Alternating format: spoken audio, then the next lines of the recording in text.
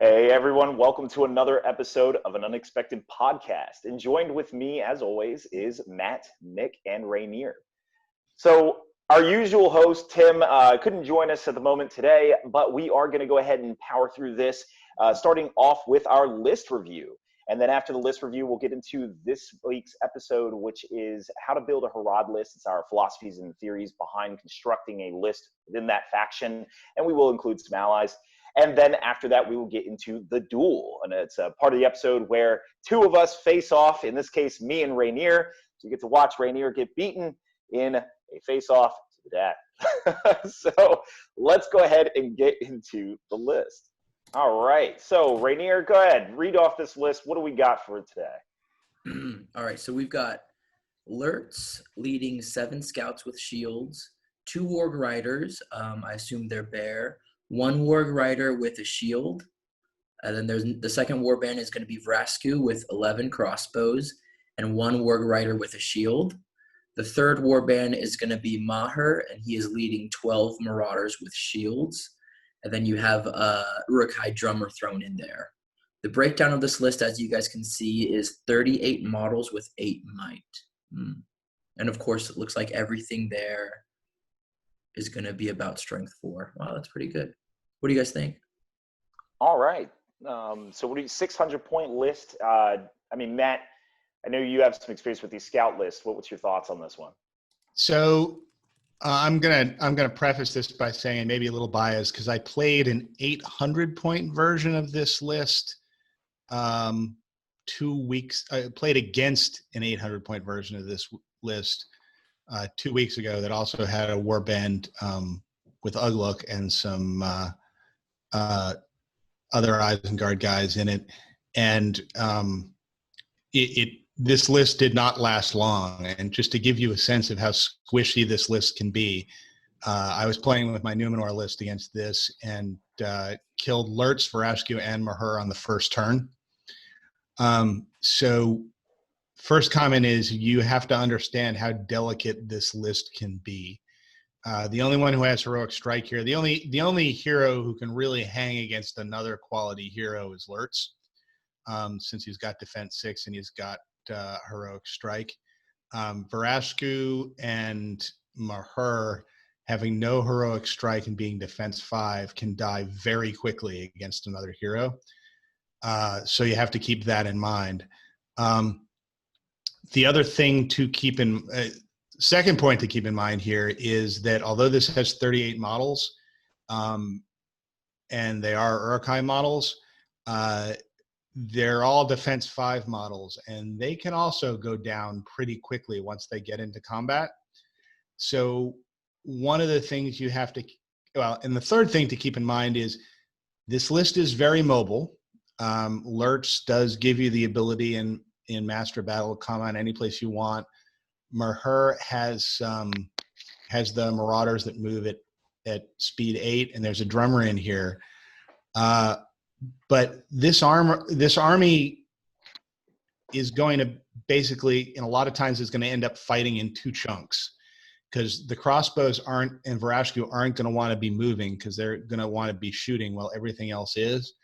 And you need to take care with a list like this to make sure that you don't get defeated in detail, where somebody first kills all your outnumbers and then kills all your scouts and then mops up the crossbows. So I think those are kind of the concerns with this list. And I think I'm going to suggest some minor surgery on this list, and then maybe toss it over to other folks.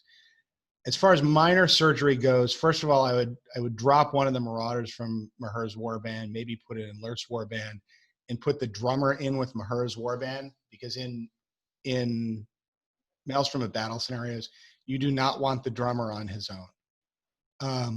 And I know there's some capability, or there's a plus to this in allowing a drop with the drummer, but when you drop the drummer, that pretty much tells your opponent where the rest of your army is going to be, or at least the mobile parts of it.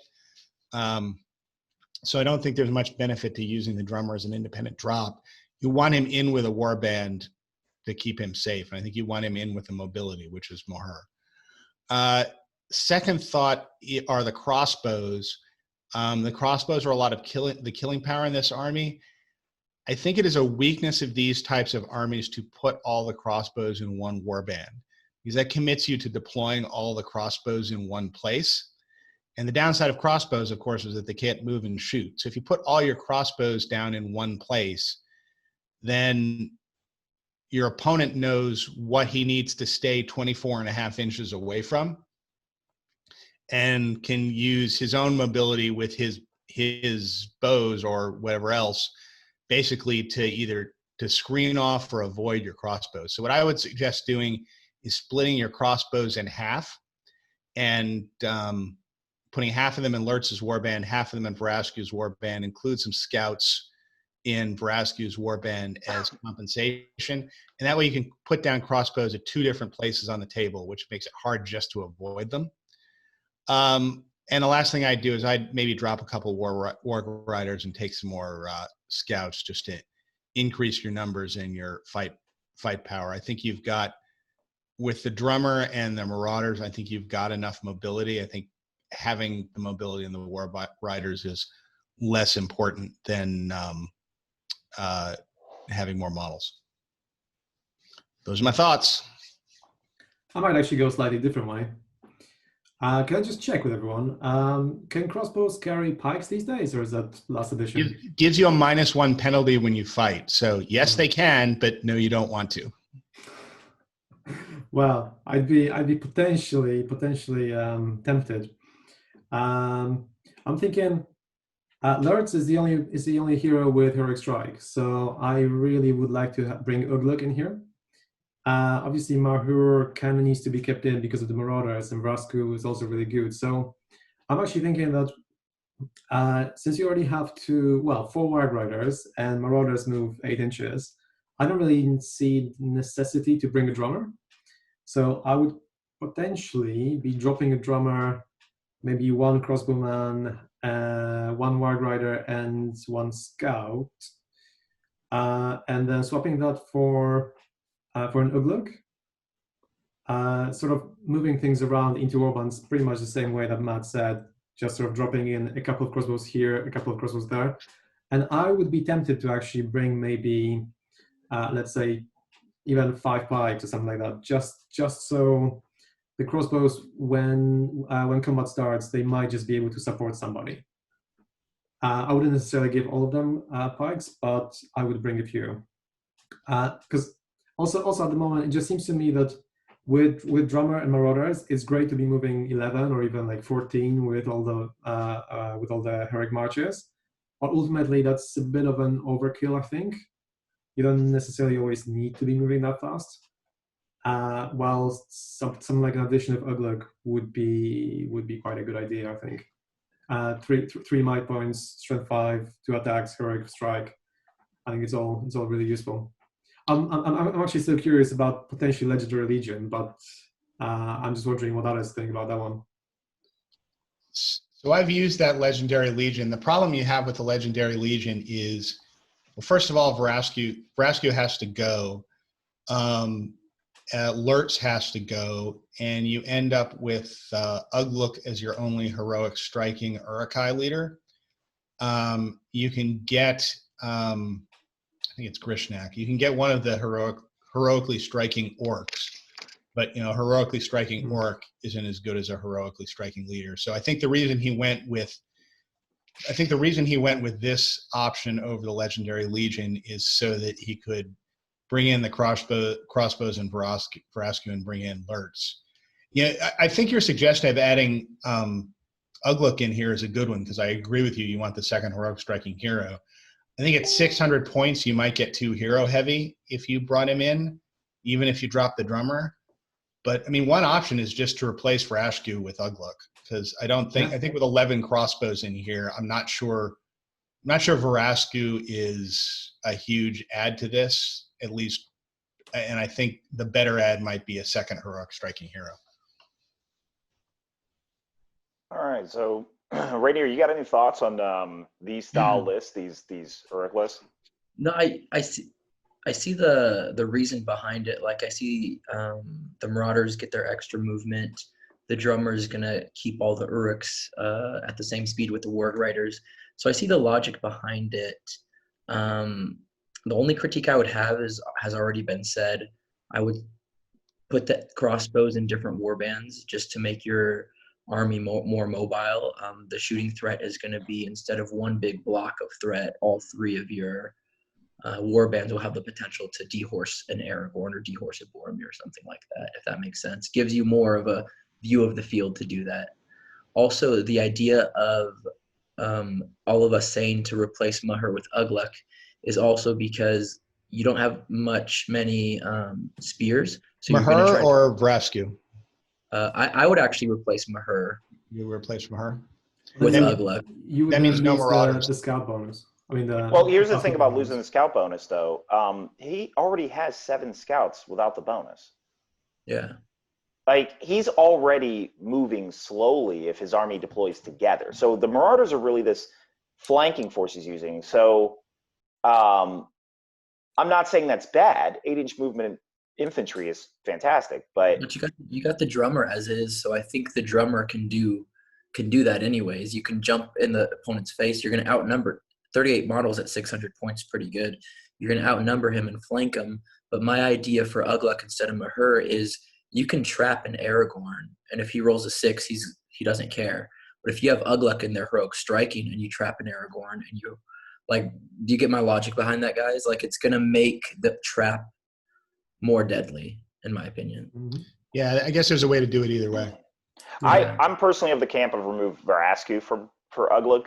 I think that, basically, I think he'll provide more value with the heroic strike than Vrasku might. I mean, it's tough. You're giving away a 2-shot might carrying crossbowman. Yeah, So it's the idea of that he could take out like Boromir's horse or Elendil's horse, like that's just kind of like the Vrasku in there is gonna, I don't know. I like it. Yeah, so it looks like we all agree on adding an Ugluk. We just don't agree on what's dropping. Vrasku, Maher, or a drummer and a couple of models. I mean, I just thought I'd add another tiny thing about crossbows, but this is like a very, very specific tactical situation where if let's say you set up your crossbows in say 2 lines and they're all standing behind each other, you can only really shoot forward or like slightly sideways.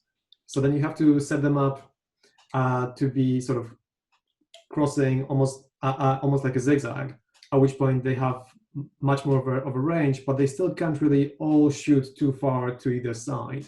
But if you split them into different warbands, you have more of a possibility of shooting in all directions. there's also the whole worth concept bearing in of mind. moving and shooting. Suppressing fire. Suppressing fire. Essentially, while one group is moving forward to increase the range of your crossbows, the other one is standing still, able to shoot and scaring. So I do think there's value to that, actually. But I learned that the hard way against Rainier once. It fits the list build too, because you're not going to be lining up, what is that, a third of your army and moving 2/3 into combat. Now you're going to be suppressing fire. You did learn that from me, Devin. I'm sorry. He still has 9 years to go away. Actually, there is one more way of building this. If you were to drop Vrasku, Crossbowmen, Maher, and Marauders, you could probably bring about 12 Creebane to this. So there's definitely options there. Or if you dropped Lurtz, Vrasku, and Maher, you could bring Azog and a signal tower, which I think would add tremendous amounts to this list. But Dude, yeah. one more thing in defense of this list as written. Wait, for all newbies who are watching this, if they're joking, do you not put signal towers in Green Bay? We're not We're not. If you've seen the last episode, Creebane beat everything. So. In defense of this list as written, I would say the way you play this list kind of as written with Vrasku and a bunch of crossbows in one warband is you play this as a kite list, where you put the drummer with Maher and Lurtz and the scouts, and he just continues to drum, and then your non-shooters just kind of move around your block of crossbows and Vrasku who either sit sit in some sort of terrain or on a building or someplace where they can just kind of function as a turret in the middle of the board. And you kind of keep the crossbows between you and between the enemy and your squishy stuff, making the enemy kind of march past the crossbows to get at your squishy stuff. And then once he's taken a few rounds of fire, then you engage. And I think that's the value of having the drummer in this list.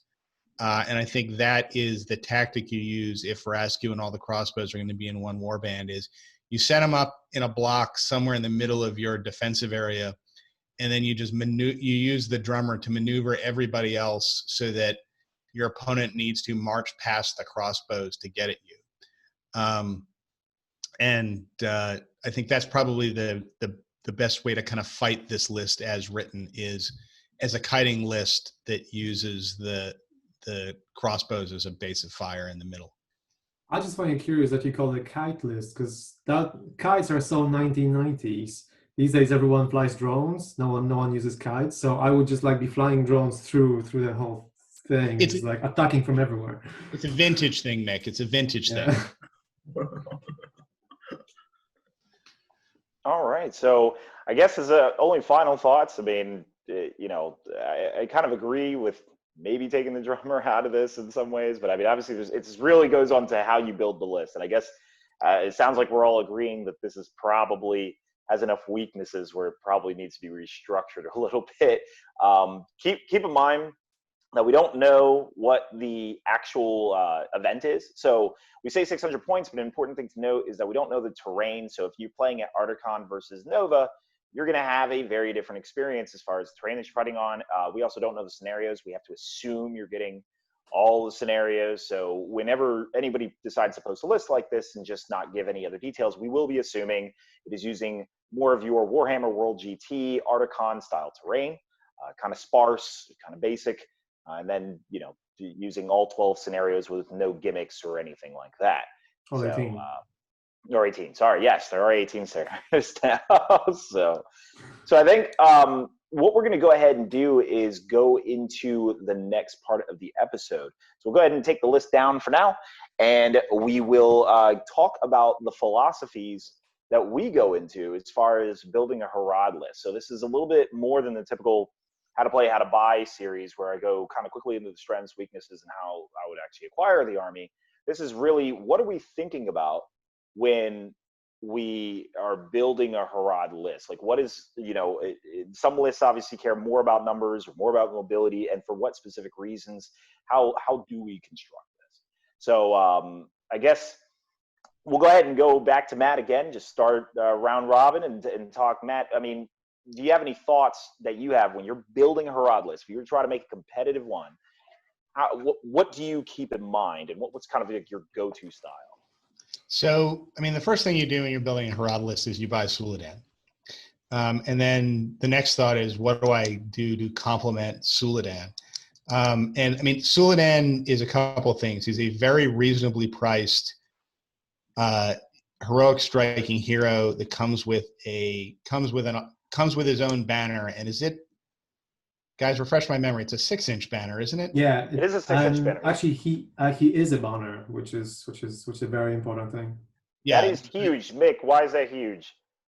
Well, in all the situations, like in scenarios where you might gain points for having a banner at the end of the game, it just means essentially someone gets like a 25-point discount for just carrying it, unlike in comparison to other warriors. But at the same time, also being one of the best heroes that you're gonna have in your army, it's gonna be harder to get rid of this banner than any other banner.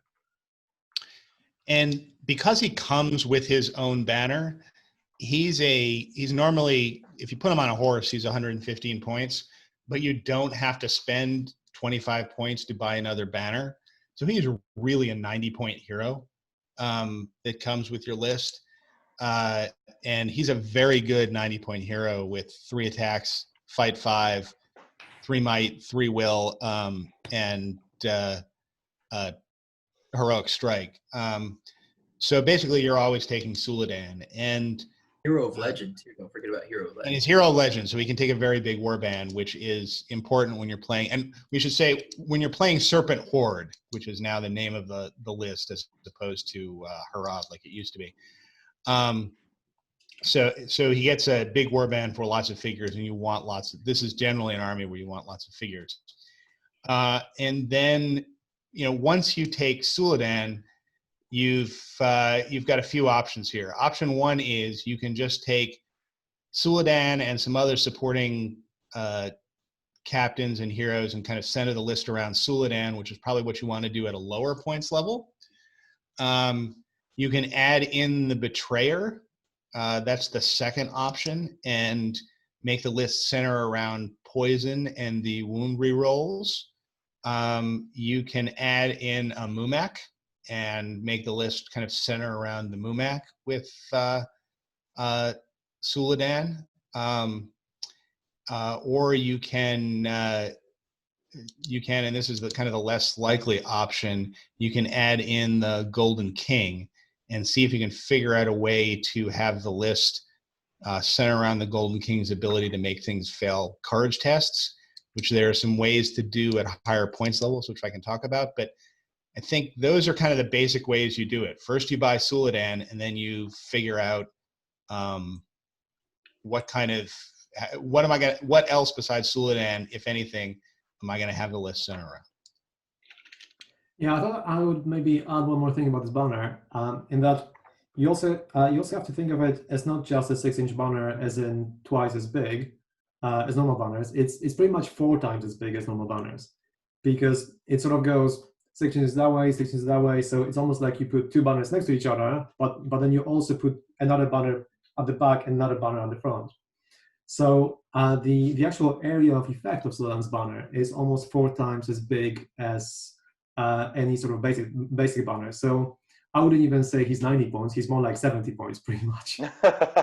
He keeps dropping in points. It's almost like he's free if you're playing Harad. Yeah, I mean, Suladan is such an obvious pick, and I know we're harping a lot on him. There are other good heroes in the list, but realistically, he's so points efficient that, dare I say it, he's almost undercosted. And no one ever thinks of him as undercosted because he doesn't overperform, I guess you can say, as far as damaging your opponent's list. But he's definitely something that, even if bumped up 20 points, I'd still take him most every time. And even if you've seen the last episode, there was Suladan leading Creebane with Saruman. So he just goes into every list. And we do find he's probably one of the most allied Marauder heroes probably around. So, I mean, we're getting into Suladan, and before we get into some of the philosophies of, what troops we're adding in, I mean, do you guys find any merit at all bringing Haradrim Kings or Hasharin or Chieftains? I would actually, yeah. I've found a lot of success with Haradrim Kings mounted with a what is it, a war spear. Yeah. You're basically getting who's that new hero for Harad? I keep forgetting his name. Dalgamar. Oh, what was the Raza. Raza, there we go. Yeah, Raza. So they're about the same. They're 75 points, just like Raza is, but they're mounted. I think they're 2-2-1 or 2-1-1, and 2-1. yeah. But they're mounted. They have a war spear and they're fight 5, and they can heroic march. So that's kind of why I've been a huge proponent for taking kings, not chieftains, because they're only fight 4, but kings. But as you guys have seen in other episodes, I'm huge into unnamed heroes that are fight 5. I just think for the value they get and the lower points, you can do a lot with them. I just noticed they even have heroic strength, so you could potentially have a strength 7 with lance at fight 5. You're with wrecking poison everything. too. Poison lance too. What? I think. Oh, God. Oh no, I was going to say I think they're the choice basically if you're going to back up Suladan at a lower points level, or if you're at a higher points level and you've added in your Mumak, or you've added in the Betrayer, and I can't afford another big thing, but I need another warband of troops. Then you take the Haradrim King. Yeah. It's a good way to hoard out Harad, which, as you guys are probably going to find out in the next couple of minutes, is a really good way to go. All right, and so for those of you listening, I haven't left off the Golden King on accident, so on purpose. We'll get to him. Before we get to him, the Haradrim. So you guys mentioned a lot about the Haradrim King. As far as the Haradrim, I have always had a lot of trouble paying 80 points for someone with 1 might. And it's someone who performs probably at the level that the Haradrim does. Obviously, you look at his heroic strike option and you're like, oh, Pat, fantastic, another heroic striker, which, if you don't know, is actually very rare in a Haradrim list. Only Suladan has heroic strike beyond Haradrim. But you only get 1 might, 1 attempt to do it. But do you guys think that that's worth it enough at maybe a higher points level to bring in a Haradrim, or do you just always skip him? The thing is, most of the time, if you are using a 1 might point to do your heroic strike against someone like Aragorn is going to do a heroic strike too. Then if your Haradrim loses the fight, he dies. Like it's not like there's not much to it. and if your Haradrim, if your Haradrim wins, he might just do a couple of wounds, might not. That's true. Okay. He's kind of overshadowed at Dalmir from the Corsair list. Like Dalmir's 5 points more, and you get 1 more might, and that 1 more might for Haradrim like makes him from like a 70 to like a 95 if you're rating something from 1 to 100. So I think plus the smoke bombs. Plus the smoke bombs too. And the thing is that a lot of people forget that Haradrims get heroic defense as well, but it goes back to the one might thing. Like you going up against Aragorn, am I going to heroic strike, maybe wound him, and then die the next turn, or maybe die the first turn, or am I going to heroic defense and survive this turn but die the next turn? So it's very much like, what do you do? He's going to die round 2 basically, unless he's killing basic troops. But I mean, if you were to do heroic defense, then you're not even going to win the combat. So where are you going there? Yeah, exactly. So I mean, basically, as far as the ability to kill basic troops, you have mentioned, I mean, he's 5/5, 3 attacks, and rerolls all fails. I mean, is he worth playing? Maybe not to go after the heroes, but just to kind of walk around slaughtering troops, like maybe in that capacity. For that much points, I don't think it's worth it if you compare him to other heroes that do the same thing, in my opinion. Yeah, also, he's fortitude, so he's taxing the troops quite a lot. He's fortitude, and he's not on a horse, so I mean, he is re-rolling his strikes. I suppose the fact that he re-rolls his fail to wound partially makes up for that, but his ability to kill is not, I think, what you want for spending 80 points. There's better things to spend 80 points on in this army. He would be good against Goblin Town, but that's about it. Maybe against Rangers of Ithilien, but against most armies, he's not that great. Yeah. So then we got the big one. This is one that you used to see all the time, which is Golden King. He used to be in every list, and now he's never in any list. And I think my theory on why he's never in any list is, realistically, once the heroic actions got divvied up and now allocated, he lost heroic strike, making him quite a horrible general in a lot of ways, because you want him in combat with his +1 to wound mechanics. He did actually go up in points, about 15 points, and but otherwise nothing really about him changed. He just has access to heroic resolve, which sometimes I feel like might as well be ignored. And I mean, as far as the courage values, now Matt had alluded to a way to abuse that. We'll get into that when we talk about alliances. There are things in the game that like eliminate you entirely if you take courage tests. However, what about him just for his most basic idea and function, which is you try to break the opponent and make them run? Is he worth bringing? So a couple things in defense of the Golden King is, I mean, he's another guy that counts, that basically has a banner that he carries around with him and doesn't cause a penalty. Although his is 3 inches as opposed to Suladan's 6 inch. So he does have that going for him. The other change that was made to the rule, to his Riches Beyond Renown rule, if I'm remembering correctly, is in the last edition of the game for Riches Beyond Renown, if I'm remembering correctly, you had to get into this kind of bluffing game where you decided how many will you were going to commit to try and get the other guy to fail his courage test and you kept it secret and the other guy had to decide and keep secret and then you revealed, so it might or might not have worked.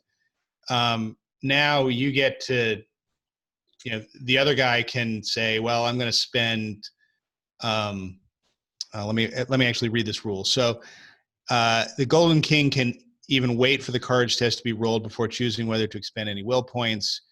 After the Golden King has reduced the target's courage value, the target may still use might or will to alter their courage test.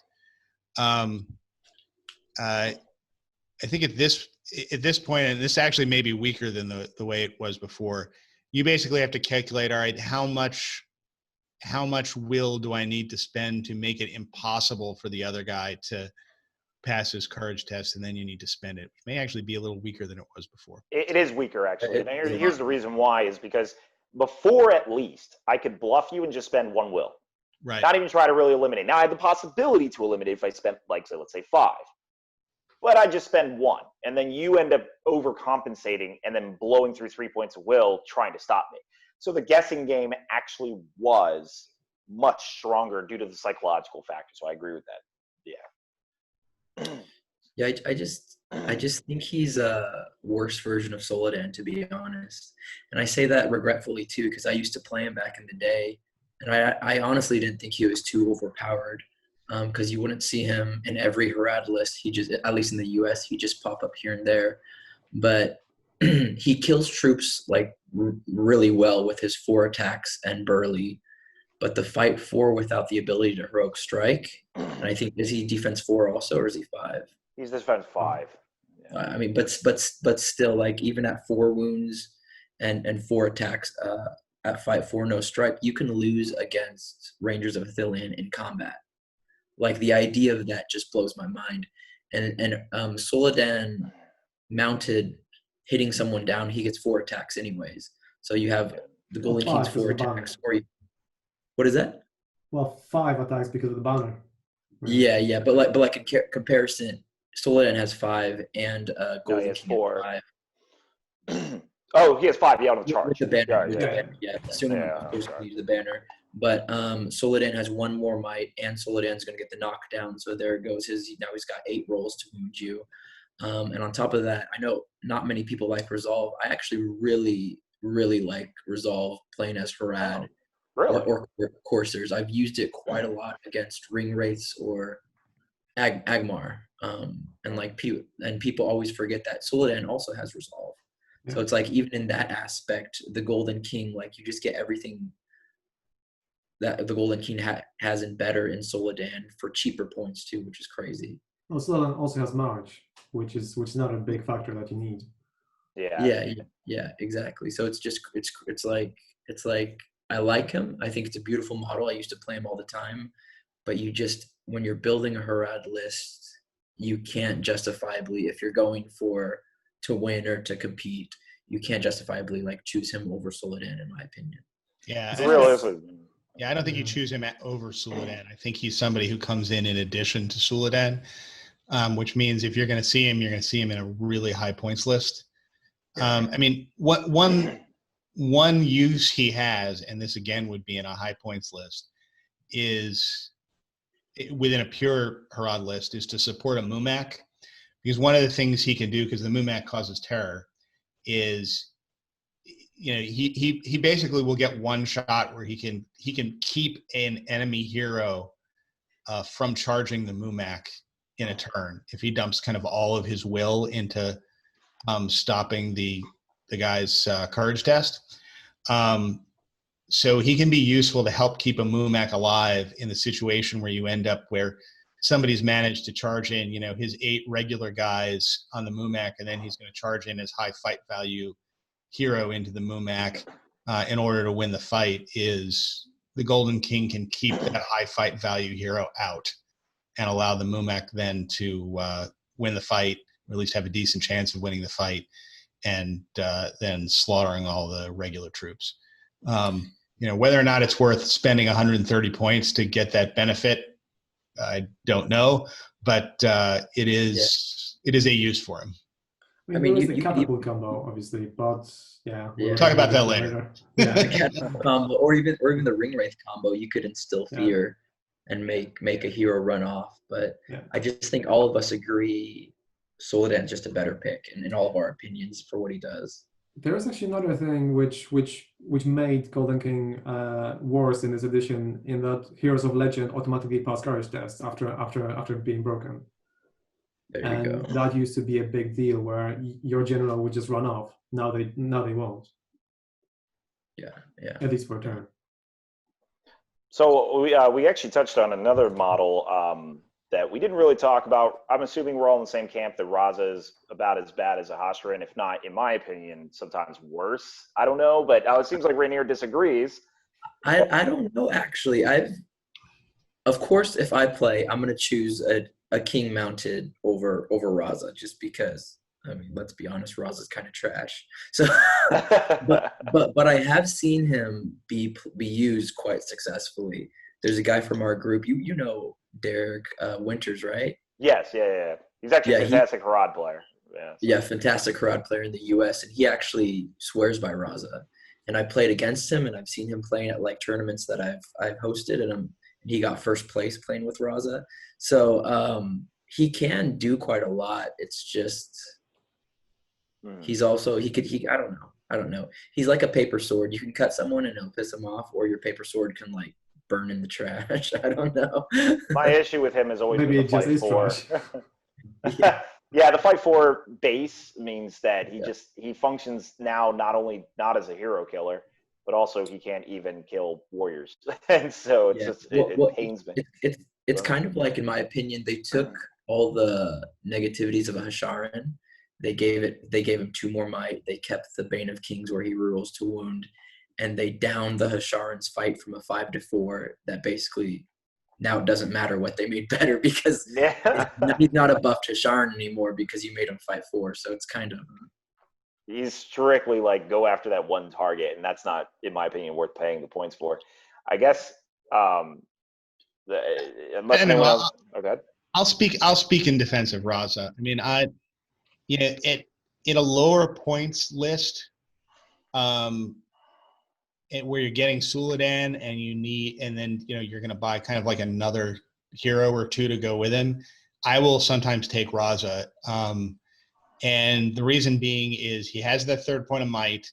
He has that ability against one other hero to up his fight to fight 6.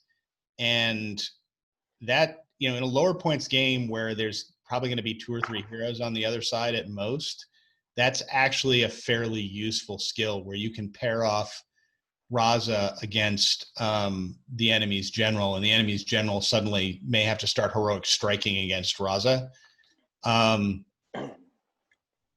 So he I think in those lower points lists can actually be a useful spend of 75 points.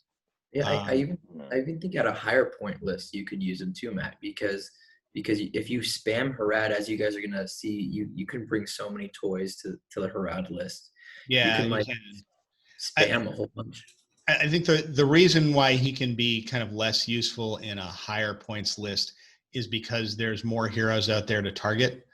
In a lower points list, there's probably only going to be a couple heroes on the other side who can fight, and the odds that he's going to get paired off against the guy against whom he's fight 6 go up. That's kind of the benefit of lower points. No, yeah, that totally makes sense. So let's go into something actually Rainier just touched upon, is like how we design the extra Harad list. We went through the heroes because it's important.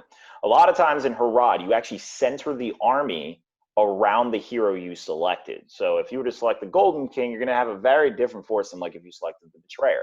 So let's go into some of the philosophies we have. I mean, as far as myself, and I'll just go into it, the Betrayer's Poison is actually one of those common ones we often see. And the reason why is because with the army bonus with Harad, which in my opinion is worth keeping, you essentially you get poison for everyone reroll all fails if you spend a point of will with him at the start of the move phase. 6 inches. Yeah, within 6 inches of him. And what I've found to be true with this, not only is it great with the archers, a lot of people mention, of course, the archers, you get 50% bows at this point, and so get as many bows as possible, bring them in. And I do think you should do that. But what I have found is actually this ability is a lot more devastating in combat than it is at range, just from my experience going against it and with it.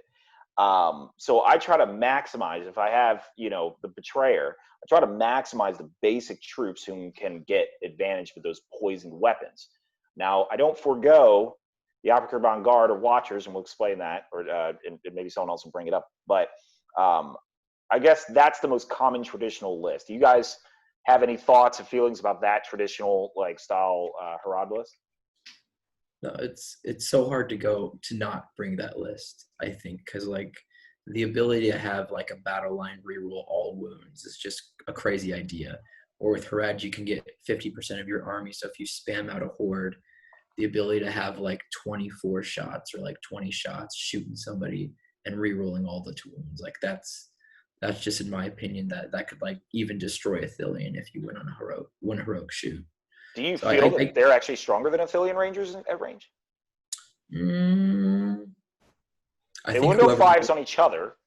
Whoever rolls first in the shooting phase wins, basically. Fair enough. Well, not necessarily, because even at 500 points, you're going to see, let's say, 30 Rangers versus your 15 Haradrim. Even if you kill 5 of them first, you're losing 10 of yours probably. So probably not that. Well, yeah. I'm not sure. I mean, 10 of yours, but yeah. No. I'm just exaggerating. I'm just saying. In terms of the actual shooting war, you're still losing against the Rangers. I mean, the other thing is, as Devin pointed out, against Rangers, once you get into combat, you will tear the Rangers apart because you're going to end up fight 4 to fight 4 with 5s. Yeah, both sides are going to be wounding on 5s, but you're re-rolling your wounds and he isn't, and they go through this list. Once the with the Betrayer's reroll wounds rule, once it gets into combat against something that's defense 5 or lower, will kind of go through it like a hedge trimmer. Well, you do have to remember that Rangers are actually 5-4, so they're 5-4. So, but you're gonna have I assume your Serpent Guard upgrade for the second rank of spears.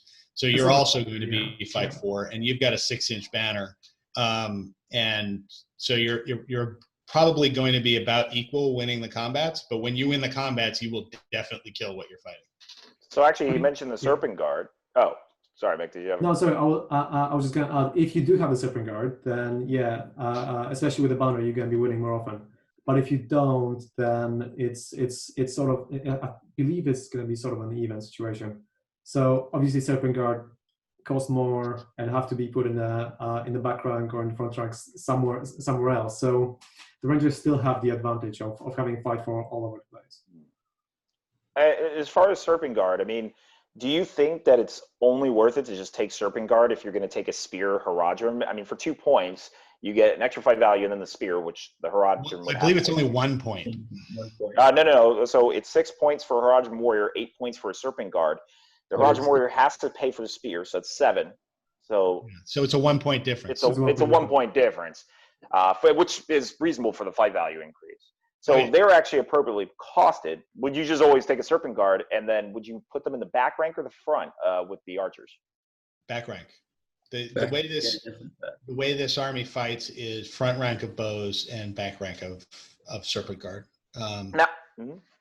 I mean, you can take a few non-Serpent Guard. Basically, if you have a few extra points to get, an extra figure in there that way somehow. And I fought this army with a back rank of non-Serpent Guard as well, just because I didn't have the figures to make all the Serpent Guard. So it still works then. But I mean, at 1 point to go up to bring you up to fight 4 is a no-brainer. If you can do it. It just makes that wall of re-rolling way more deadly because you get the fight 4 sprinkled in. Now, to everyone listening, especially the newer players out there, in traditional battle lines, you're actually going to put the archers in the back with spears. But in this case, we're putting them in the front. And this is because we're valuing the Serpent Guard to be higher. Their actual value is higher to us. So just keep that in mind. This actually fights a little bit differently than your standard bow and shield in the front kind of ranks. Now, of course, when they're both defense 4, it's pretty much you're just deciding which one would you rather lose. And the benefit of this is a lot of people tend to shoot at the archers first anyway. So now you're pretty much guaranteed to keep your Serpent Guard once the battle lines hit. And as mentioned, you are far deadlier in combat than you are at range. You're good at range, but your close combat is really where the poison shines here. So well, that's only really true if you took the Betrayer. You don't Yes. always take the Betrayer. Yeah.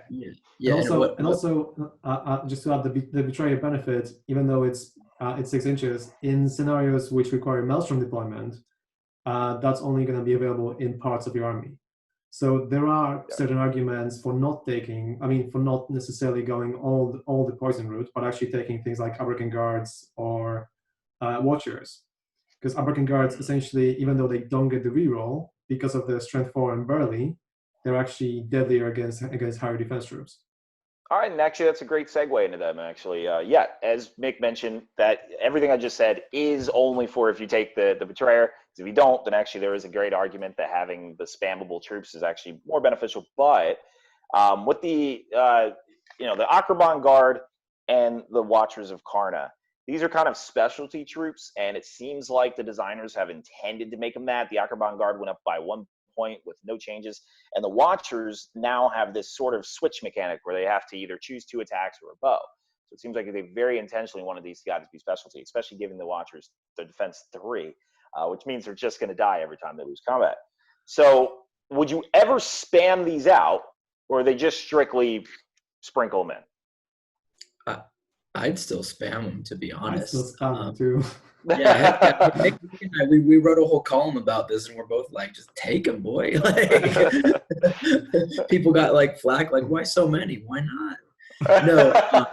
Yeah, in my opinion, if you don't take the Betrayer, or even if you do take them, like, I honestly prefer a strength 4 burly boy that looks like something out of Aladdin than a Serpent Guard that rerolls his wounds, because the burly boy is going to tear through dwarves, and the other guy isn't. Even if you come up against Rangers of Athelion, the burly boy is going to kill them on 3s. Like, that's just they kill a lot. And I even think with the 1 point hike for the Abrakan Guard, I would still, you don't have to spam them too bad, but I wouldn't bring any Harad list without at least 3 or 4 of these guys, just because their special ability to kill stuff is really good. Same with the Watchers of Karna. There's actually another argument there, in that if you're already taking Betrayer, then Betrayer will still give you rerolls to your supporters. Yeah. So you're still getting, let's say, 3 dice potentially instead of 4 if both of your strikes fail. But one of them is that strength 4 plus burly. Plus you could swap it for a 200 axe if you really wanted to be a bit cheesy. Yeah. So you'd be going with strength 5.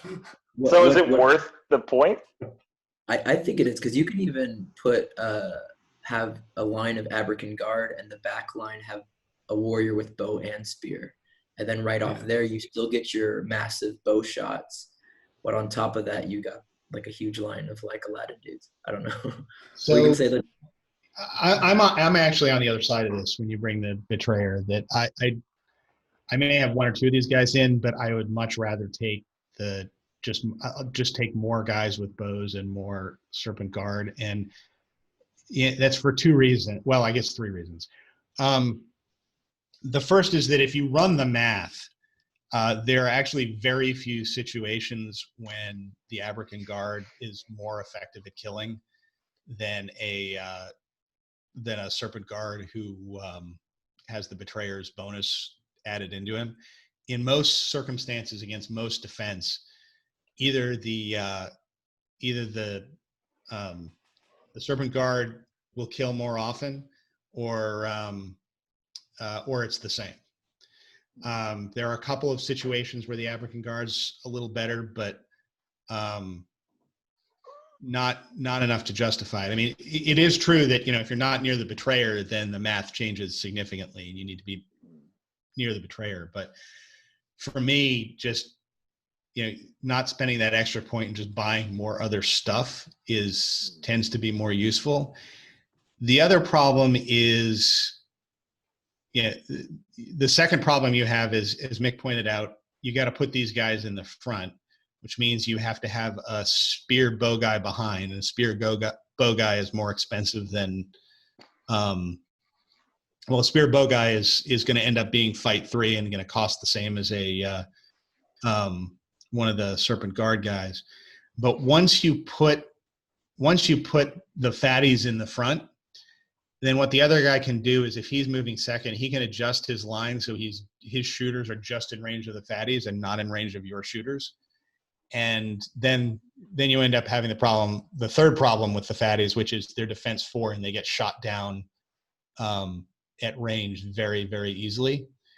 I'm not sure I've ever played against a guy who managed to get one of those Aberkan Guard actually into combat with me, because I shoot them first and they die. So you end up paying 9 points for a model that never closes.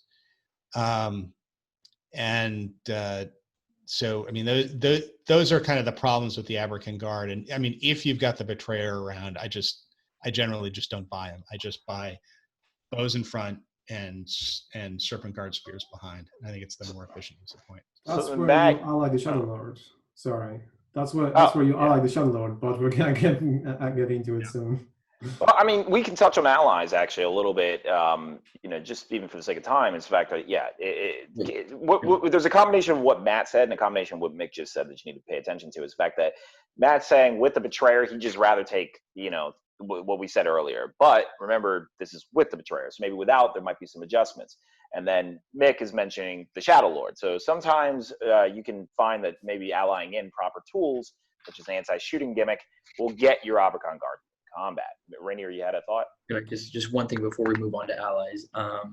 Always take a Serpent Rider instead of a Raider. So a Raider with a Lance is, 12 points. And he's fight 3. Always just upgrade the 1 point for 13-4. Yeah, look at that. Yeah, look at that. These Raiders who are never going to get played. Just glue a stick on the glue a stick on the back and say that. So yeah. I only wanted to touch on allies, really. But honestly, I haven't forgotten. Don't worry, I have not forgotten the mummics, and I have not forgotten the actual cavalry themselves. So as far as the Watchers, all right, so I just wanted to mention that Shadow Lord option for you for the Akerban Guard, but for the Watchers, do we ever take these guys? I mean, what do they got? Resistant to magic, they hate spirits, and they got Steely Nerve, which means they receive a +2 courage bump whenever they have to take courage tests. I mean, are they worth it? Are you seeing them? Like, what do you think? I never take a Harad list without at least 1 or 2 of them. On that odd chance, the odd chance that you come up against a fell beast, he runs behind your lines and you want to trap him. Or just anything situated, you come up against the Dead of Dunharrow and you want to sacrifice 1 to block off like two Dead of Dunharrow so you can move your flank or something. Like, I think for 9 points, and also take them for double axe. They're going to die if you use them as a shooter, and you're not going to be able to use all of their special rules. So always bring like 1 or 2. You can spam them if you want, but they die real easy. I always bring 1 or 2 just for that odd chance that you need them.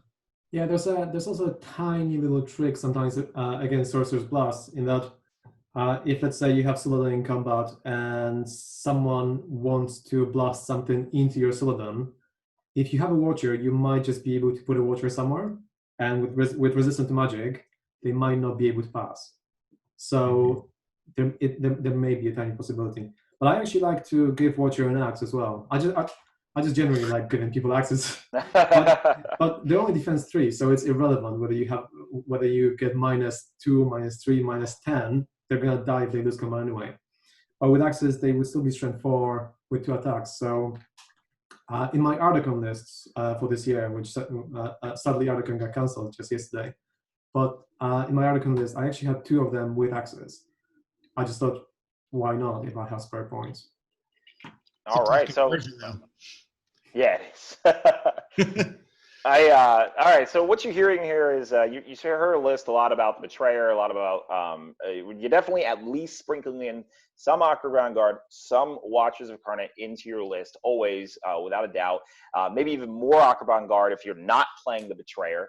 Now, let's talk about not playing the Betrayer a little bit. Obviously, Soladon was a huge pick.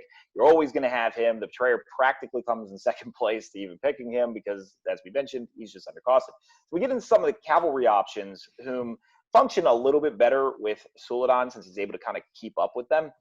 I personally, first off, I think that these guys are some of the most points efficient killers in the game as far as a cavalry model. You have an 11 point, or I'm sorry, is it 12? It is 12 point lance that is, pretty much always gets the job done, especially if you have the betrayer. But I mean, the fact that you can just throw something in there that gets +1 to wound with 4 dice, I think these guys are incredible for their value. And then, of course, for 1 point more, you get the fight 4, as Rainier mentioned. However, I don't think I would spam them like you would in a Rohan list and such. And the reason why, I think the biggest reason is we note Harad is all defense 4 across the board. The entire army list doesn't have an option above defense 4 except for the heroes. And I think the more you dig into your points to grab these horsemen, the less spam you get. In my mind, personally, the lower my defense is across my base army, if I know my potential of killing isn't either very, very high or my potential winning fights is very, very high, then I need to go for numbers. So, I mean, what are you guys thinking about that? I usually put 6 cav in a list. What's your thoughts? I'd even go less. I only ever put nothing over 3. The ability, because you're like Devin said, you're going to try to spam as much as you want. And if you have a huge army and a whole bunch of cav, you find yourself isolated. What Devin does, though, is he'll have them go and flank or whatnot. I don't know. I like to have 2 or 3, couple of few with Soledad and save one for, of course, objectives or late game after most troops are dead. Here comes a charging cav, 3 attacks with Soledad's banner, and they're going to kill basically anything, which includes a Gondorian shield wall. You win the fight against a Gondorian shield wall that's fight 3, and you're re-rolling a lance that's basically tearing through their defense 7. So I like them a lot. I mean, the other option you've got with these guys is they're sufficiently cheap that you can just spam these and do an all cavalry force. You would actually do that. That is what these ones are for. Otherwise, they'll never get played. I mean, essentially, you can also center it around a Mumak too, where basically the whole army is moving 8 inches a turn, and you've got with the kings, with the Mumak, with the with Suladan, I mean, you've got enough troops, and you can put the betrayer on a horse too, because these guys all have poison weapons, and they can do a lot of damage, and I think it's a viable way to run this list. So actually, to touch quickly on that comment, you mentioned you play an all cavalry version of this force. I haven't seen that, and I think the fear of the woods and all that is the big factor there. But Rohan seems to do just fine. Are you saying you'd bring Betrayer, Suladan, and a mix enough cav with bows to shoot them out of the woods, but then otherwise just all cav? You would competitively play a list like that? There's a couple different ways to do it. One is Betrayer, Suladan. Well, you can do Betrayer, Suladan, and some chieftains, and then you've got enough shooting. You can probably dig people out of the woods. Or if you want to, I mean, these guys are cheap enough, you can dismount some of them and go in after the guy in the woods. That's one way to do it. You can do Betrayer, Suladan, and a Mumak. You can do. You can also do Suladan. You can run this with the Grand Army of the South, where you've got Suladan and Mumak, and then a whole bunch of cavalry, and all of a sudden you've got either Suladan with heroic strikes against the opponent, or if you bring the Mumak war leader, you've got a Mumak with strikes against the opponent with Suladan and a whole bunch of satellite guys running around supporting the Mumak that can kind of speed. A bunch of different ways. I guess the last thing we'll get into as far as our thoughts behind the entire faction itself, Mumaks. So Mumaks are one of those things that it almost feels like you're playing them for fun if you're playing them. Now, this is ignoring the Mumak war leader, which we'll get into that when we go into Farharad. But as far as the normal Mumak, is there any competitive merit to playing them, or is Dan Entwistle just the only person who can manage to do that? No. I've never played them, so I can't say, to be honest. I mean, the only kit, so all I've seen as far as a Mumak played competitively, I'll just touch on this. I mean, I have never seen a competitive list fully kit out the Horde, like as far as filling it up. Generally, they have like 8 to 6 guys in there. I always find that interesting. It's almost like a health bar for the Mummic, really, where you just run the guys around trying to avoid them getting shot. But otherwise, they never really seem to have it full. And I think that's to save on points to allow your army around the Mumak to operate. I think the risk of panic is a very real possibility. But I personally don't think that there's a competitive way to play Mumaks. I mean, unless anybody else disagrees, then that's pretty much. If they were like 75 points cheaper, then maybe. Yeah. And that's often what I find is you're hitting, by the time you're done with your upgrades and all your stuff, you're hitting like 400 points on a single character. And so they get brutal. And of course, the Beastmaster is like a requirement, so. And I think in the States too, the terrain just doesn't work good for a Mummic. So like not many people bring a Mummic because of our terrain beautiful, but I think it's more packed for like an all cav list or a Mummic list where you want to just roll through three things in the Pelennor fields. Like you don't really get that. So no one's really tried, in my opinion. I will say this. I wonder whether the reason that people think Mumaks aren't competitive tends to be that the people who bring them to tournaments are non-competitive players. Which has been my experience, that when you see like a Mumak or 2 Mumaks show up you often see like the joke list of the 2 Mumaks and nothing else show up at a tournament sometimes because somebody said, yeah, I like Mumaks, they're cool, so here I'm going to bring 2 of them and I'm going to wander around and not win any games. It's rare that you see somebody show up at a tournament or even at a friendly game with a Mumak-centered list where he's actually thought about how to make this win games. And Jeremy Hunthor from the Green Dragon, I guess, is now swearing by a list where he's got Suladan and a Mumak with repelling lines, and he uses the repelling lines basically if when you're coming into combat and you're going to kill this Mumak, so you bring in a bunch of guys and then a high fight hero to make sure that you win the fight. What he'll do is he'll use the repelling lines to drop one guy into the hero so that the hero is sucked off into another combat and all of a sudden it's just the Mumak fighting a bunch of regular guys, which the Mumak can beat. And I'm actually curious to see how well that can actually work. He also runs it with cavalry, so he has the cavalry kind of hover around and will charge a cavalry figure into the high fight hero to protect the Mumak. And I'm kind of curious to see. I'm curious to see whether this can be a viable tournament list if somebody actually kind of thinks it through and thinks about how can I win a competition with a Mumak. I also think, by the way, that the Grand Army of the South version of this, which I guess we'll talk about it at some point in the future, is actually a viable list with the bells and whistles that go with that. And you can always kind of pull out a win with that if the dice go in your favor as to canceling heroic actions and who goes first. Yeah. All right. Well, then, so that's pretty much it. I mean, as far as the Mumak, I guess we all don't have enough experience to necessarily state for certainty that there's a competitive version of it. I know I used to play, personally, a Fell Beast mixed with a Mumak, and the Fell Beast was usually a Shadow Lord and provide kind of a flanking support. I have not tested that in the current edition.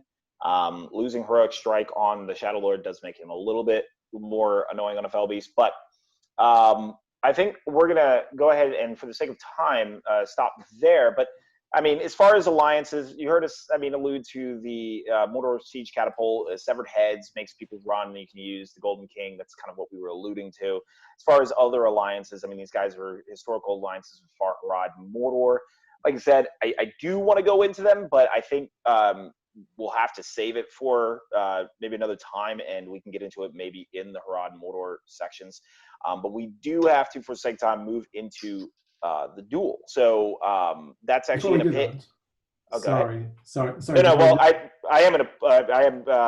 Hold on 1 second, just real quick. Okay. We're going to the Duel, and that's where me and Rainier go against each other in a match where basically we theorize how we would fight against each other. So let's go ahead and go into that.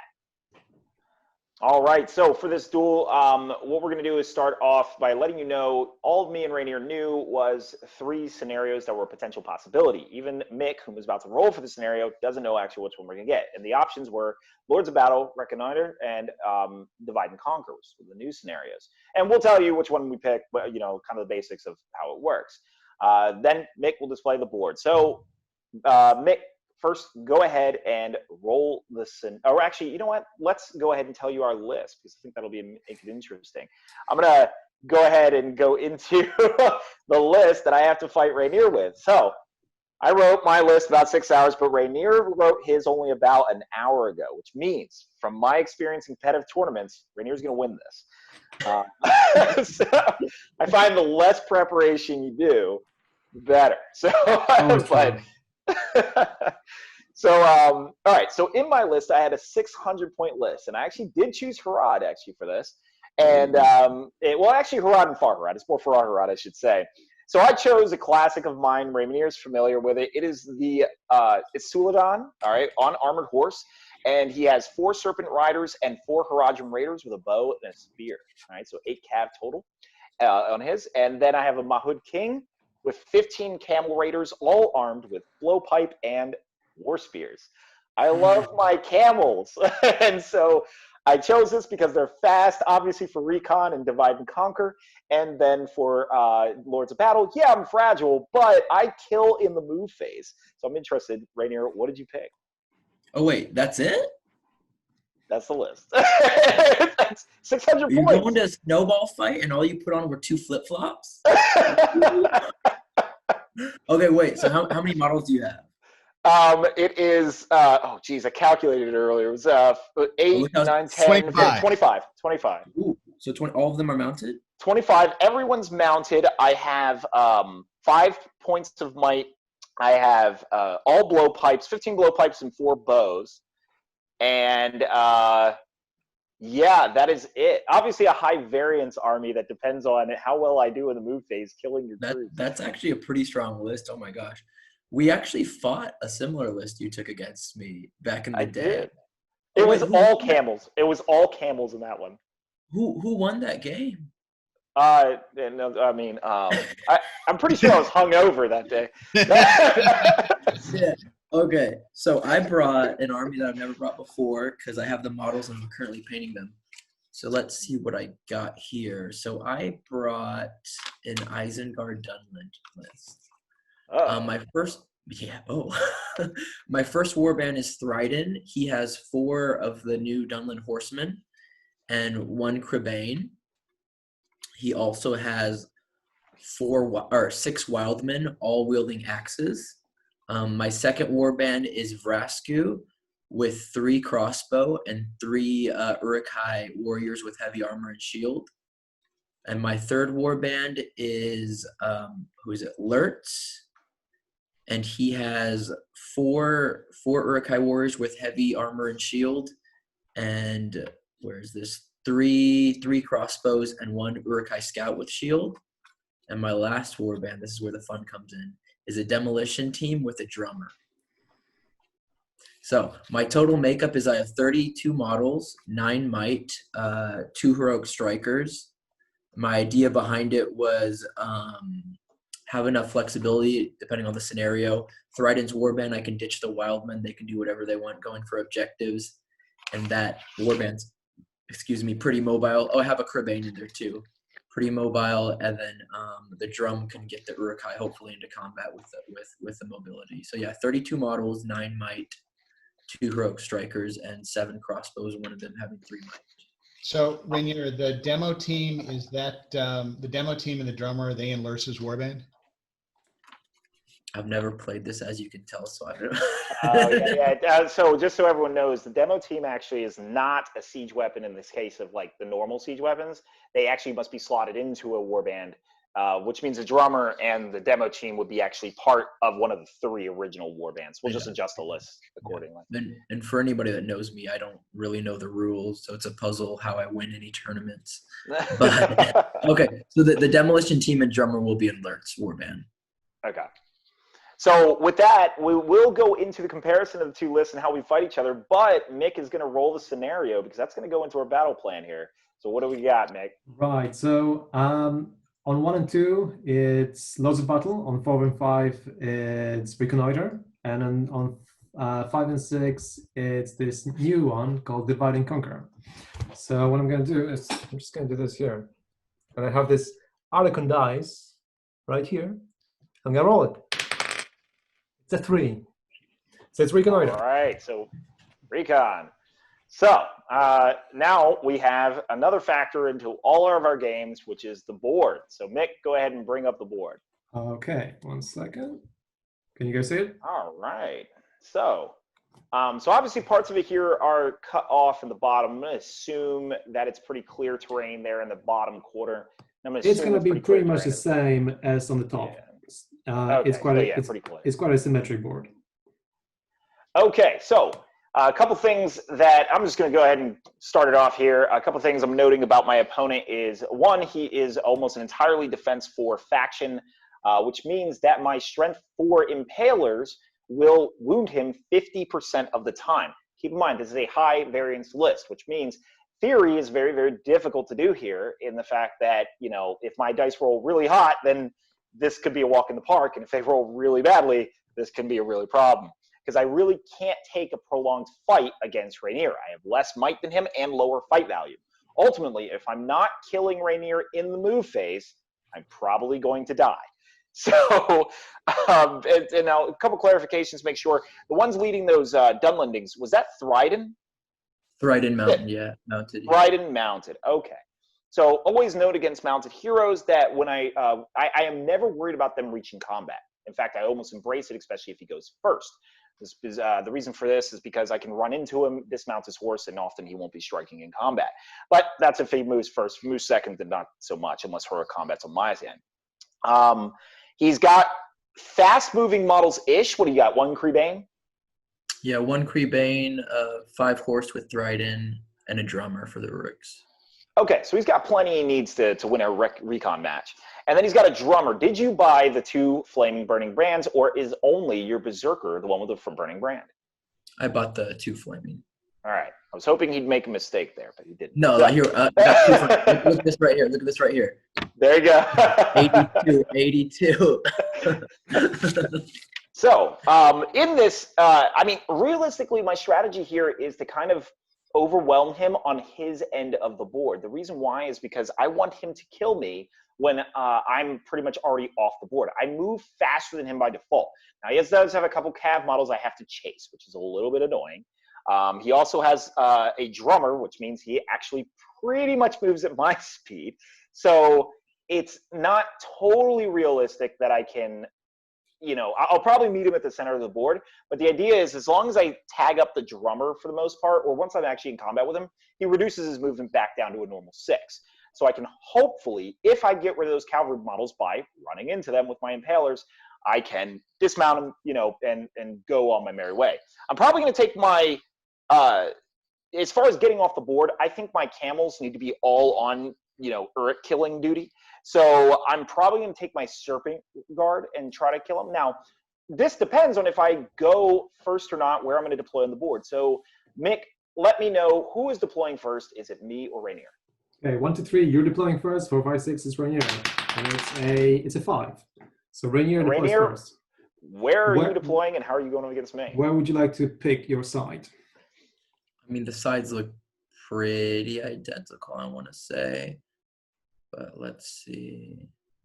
Obviously, in the bottom right, in the bottom corner, the part which has been cut off, we're just assuming that it's the same as the top corner. So there's nothing there other than this 1 tree.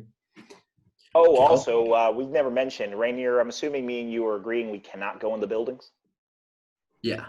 Not that I think we would, but just for the sake of it. If it benefits me, maybe, but like we'll decide that like in the heat of the moment, and I'll call over T.O. to make it really confusing.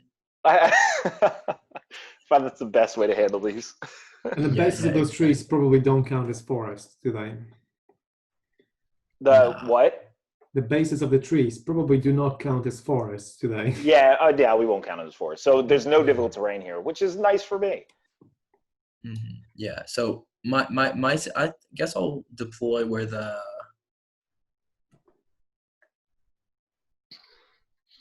I'll deploy opposite of the 33. So top left. Yeah, top left. All right, so he's going from top left, going to the bottom right. Just for those who are not seeing, actually, this is obviously a podcast, so it's capable of being listened to instead. This board has a lot of buildings, probably about 9 buildings, kind of the size of a lake townhouse, scattered about the board. So there are choke points, but there are some obvious gaps too. This is played on a fat mat, so there are no hills. But the obvious gaps probably could fit easily an entire warband marching through it, whereas the small gaps between the houses probably only 1 or 2 figures. So there's a lot of small choke points, but when you go up the center, that's where you got the most room to roam. So just keep in mind of that. If you go off to the left or right-hand side of the center, which is what I'd say about 8 inches wide, then you're looking at, choke points, probably 2 or 3 choke points are your only way of crossing the board, and 2 or 3 on each side. So Rainier's coming from the top to the bottom, and it's pretty symmetrical. I'm going to take it back. I'm going to start where the 33 is. So I'm going to talk from the bottom up. So you're coming from the bottom where we are kind of looking from, and you're going to go toward, like from the bottom right and going to the top left. Yes, exactly. Okay. So, all right. So essentially the board is totally symmetrical, and I think even, so not totally, but it's pretty reasonably symmetrical to the point where there's no real gaming advantage. I think the only thing I would note is toward the bottom right, if you were to go from bottom left to top right, if you were to do that, then you have a 2 or 3 massive gaps. So that's the way I would have went personally for myself. If I had went, I would have tried to make it where the choke points are, where I can get my cavalry in there. And I'm just thinking that, I mean, there's a possibility maybe it's the opposite way around and slowing him down is a better way to go. But go ahead. So Rainier is going from the bottom right, top left. How are you moving? I'm going to move on to the board, of course. I'm going to have my drummer and Lurtz in the middle so I can decide where to bring him. My crossbows are kind of spread out. I try to get, ideally, of course, Vraskuta dehorse either the king or Solodan. My main thing is his crossbows have a 12-inch range. His blowpipes have a 12-inch range. My crossbows have a 24-inch range. So I would basically, I believe, draw the first blood, and I'd want him to come to me. His crossbows don't scare me too much because all of my army, besides the 6 wildmen, which I would, of course, keep in the back to protect, is defense 5 to 6. So he'd be wounding me. Of course, he'd get his rerolls and he'd be hitting on 3s, but he'd be wounding me on 6s. So I don't see too much of a threat from his crossbows unless he starts annihilating me. So I think my shooting would actually, I don't know if you'd probably disagree or agree with this, Devin, but my shooting would make you have to be a little more aggressive than I would be aggressive. I think also the fact that, I'm every single model is precious to me. I don't think I can go into a shooting war with you. Yeah, and I take advantage of that. The reason if anyone the viewers on YouTube could see, I chose near the bottom right corner because 33 is because towards the left, if you can see, there's a long house there, and it gives me a little more, I guess, breathing room because his camels can impale me, but he also has to get line of sight to do it. So I can still hide a few behind there. I'll move forward, but at a pace that isn't charging because I'd want to react to what he was doing, and I want to dismount or kill as much camels as possible. And of course, I'd have the demolition team in reserve for wherever he decides to engage a hero. And then I, of course, throw the horses maybe towards the flanks, keep them away from his shooting, but play very reactionary to him. All right, so, I mean, here on Rainier's deploying kind of more in the center. I mean, I'm probably going to want to deploy on either 2 flanks. I would actually split my army into the 2 warbands coming on either side. The camels, because I need more room to roam, I'm very likely probably deploying them on the left-hand side. I hesitate with that because it also kind of gives him more shots against me. There are enough buildings where I can probably prevent 1 or 2 shots in a given turn, maybe. But honestly, I have so many camels and they're so large, I don't think I'm actually preventing any shooting. So what I'm going to do, what I want to do is take my horsemen who have bows, they now pretty much have a relatively useless role. So I would take them as screeners, but it's hard to actually do that if I split up. Actually, come to think of it, I'm wondering if actually going straight up the middle is the better route here. If I have them as screeners.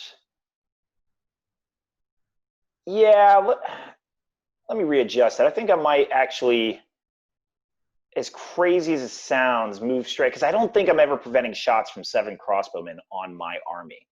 So, and I think I can get up a large percent of the board if I do a heroic march before he has time to finish his, well, I can't march on the first turn, but on the second turn I can at least march. He probably might get 1 salvo against me before I'm within striking distance. So yeah, I'll probably just go ahead and move up the center of the board. I hesitate. So anyone who thinks heroic march is probably the most ideal choice here. The problem is my army sucks when I run out of might. It's awful. I need the might every single turn. So actually, I'm spending most of my might on heroic moves, which of course he's going to be happy to challenge because he has 9 points of might. I have 5.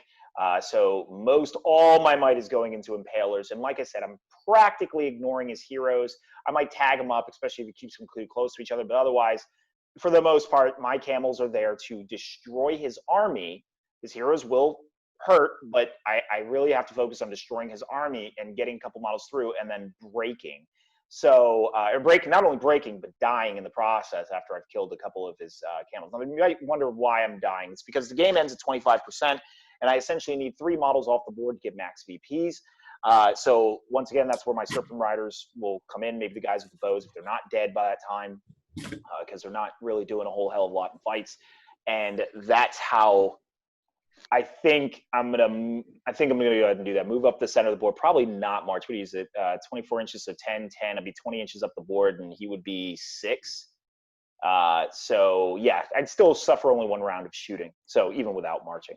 So yeah, that's my initial thoughts. If I can hold him, if you guys who've seen the board, if I can hold him right where the courtyard ends for his side, like right where those 2 buildings begin, like if you're kind of looking at, you know, I'm racing down and I pass that tree in the center. If I can hold him there, that offers me so many choke points that I can probably keep his cavalry models from escaping. I can probably keep, especially if he's moving hesitantly, like you mentioned, I can probably keep, and you know, as long as I throw maybe a camel or a rider here and there on the other sides, I can probably dismount his cavalry options, and that's what I'll probably go for. I don't want to split them up too much because I need my whole army together. But then once we meet in the middle, there's a lot of room for me to use impalers. And I'm obviously not going to commit every single camel. If camels cannot get in there, I'm going to hold back just far enough where he can't charge me, but I can charge him. So that way, even if he moves first, I do not need to heroic move, and I can just swing in there and start weaving through. So that is my battle plan. And so the way we do these episodes is we have all those not playing, all right, vote on who they think has the better idea. Me and Rainier can chime in, and we can try to convince them to vote for us. But that's decides the winner. So Nick and Matt. Can I chime in real quick? Yeah, Rainier, go ahead. Okay, yeah. So to react to what you would be doing, I would actually hope you would do that, Devin. And playing again, I've played against this army before, and if anyone reads Mick's article, I've played as it. So I know the scariness of the impalers, but I also know like its ineffectibility. So if you were to funnel everything forward, I would still just shoot you and have the onus on you to come to me. And then smart of you to conserve your might because of the heroic march, but my drummer, I basically have free heroic march within my army for my Uruks. So I could use that. Even if you funneled your guys forward, I could throw the Crabane in, block the initial attack. Hopefully, even if you, like they have what, four wounds? Yeah, they have 4 wounds. So the Impalers won't kill them. Yeah, Impalers wouldn't kill them. If I get my guys into you once, I have 3 9 might, which outmights you. I could heroic combat with all 3 of them and take out a ton of they're all fight 5 as well too, so I could even take out your Serpent Riders. And the bomb, I can combine it with just a big boom, even if the big boom only takes out 3 or 4 of your guys. That coupled with a heroic combat from my 3 guys, and then a couple of you being like soft picked off from my crossbow, I think I could break you semi-early or at least negate your threat from your heroes because I have that bomb that's going to stop you from doing too much, if that makes sense. Yeah, I don't no, know. absolutely. No, I'm just trying to convince the viewers, please vote for me. And this is very good points. I mean, for the sake of time, I will move on to their voting. I mean, just the quick thoughts on what she said. Yeah, I mean, the bomb, the only reason I never mentioned it is because I think in my version of the army, you're not killing enough with it for me to be totally concerned as long as I keep it within your ranks. I might get a couple of you in there too. But you're right. The drummer causes an issue. And the fact that you left him in the center with the rest is what I'm hoping is I can lock you into that general region. However, like I said, unfortunately, I'm not going to make too much commentary because I'm Matt, Nick, what are your thoughts? Matt, go ahead and go first. So I think the edge here goes to Devin, and I think the reason the edge goes to Devin is he's going to have the capability. This wasn't kind of discussed in your strategy, so I'm not sure you were thinking it, but you have the ability to send Suladan and 2 or 3 Serpent Guard into one individual somewhere near the whichever flank or somewhere off to the side where the bomb is not.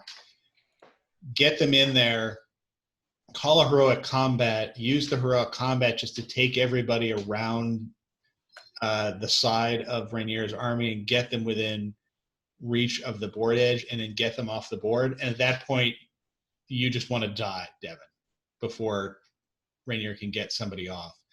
I think Rainier still has a shot to get somebody off because he's got the drummer at that point. But your ability to get 3 guys off and then get 7 points and kind of auto win the game at that point, as long as Rainier doesn't get anybody else off before you can either run the timeout or get yourself quartered, is kind of a big advantage to you in this particular scenario on this particular type of board. So I think the advantage goes to you, Devin, in this scenario on this board.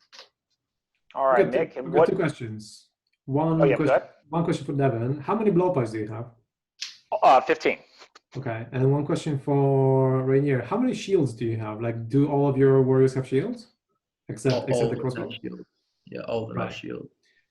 So on one hand, I'm thinking that Devin can potentially outshoot the crossbows and potentially run around and be causing some damage. But on the other hand, I'm thinking that Rainier may decide to send some things around, and even though Devin manages to get 2 or 3 models off, Rainier has the possibility of taking more models off whilst shielding for as long as possible in combat. So hence slowing down Devin's demise. So if there was a situation where, for example, Devin manages to get like 3 or 4 models, then Rainier can just go, okay, I'm gonna kill this, this, this, and this, and then once I'm keeping on like 35%, I'm just gonna start shielding with everything. So that's one thing. And the other thing is, because there are so many choke points, I think it may be, it might not be so easy for Devin to just like send things around so easily, because it might be possible for Rainier to just like stop various camels just running around by simply putting a couple of models in between every choke point. Plus there is the Creebane, which obviously I wish he had about 18 of them, but that poses a bit of a threat, which can either either fly off or pick off some things which might be escaping. So I think it's really close, but I'd be leaning with Rainier on like 52%. But I think. All right. So we have a 2-way tie. We have So normally here in this, Tim Hines actually makes the final vote. But I guess we'll take the board down, and I'll discuss what happens next, because it gets a little interesting. So this will have to be a first for this episode. So we actually want you, the viewers, to decide who between me and Rainier wins this match. Hearing everything that you guys said, you can vote, you think Rainier's army or you think my army. Either way, just interested in the comment section below. And I think in the next time we film, we'll go ahead and reference this episode and go into, okay, well, based on the viewers' comments, majority vote went to, whoever. And so, but yeah, we'll be doing these in future episodes. Normally we'll have more time to actually go through it, and we'll have that third person for the tiebreaker vote. Just today, probably not an option. But outside of that, let us know, comment below, who do you think would have won this match? And we will get into the episodes. Also, make sure to submit your list. And as a final thought, if you are curious what allies work best with Harad, I know we didn't really go into detail, and we will in future episodes, but Mick's article, his blog, which we can post in the description below, does cover this in great detail, and it was actually written by Mick and Rainier. And Rainier is actually very good with Harad, so he knows what he's doing with that army. With that in mind, anyone have any final thoughts? Nope. See you guys next week. Bye, everybody. See you all soon.